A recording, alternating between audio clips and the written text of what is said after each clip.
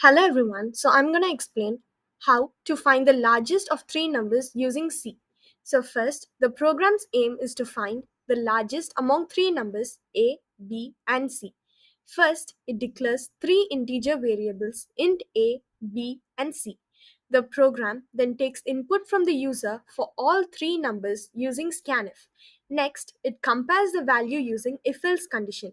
If A is greater than or equal to both B and C, then A is the largest. Else if B is greater than or equal to both A and C, then B is the largest. Otherwise, C will obviously be the largest. After checking the condition, the program prints the largest number using printf. For example, if A is greater, then it prints the value of A. Finally, the program ends by returning 0. So this is how we find the largest of three numbers using C. Thank you.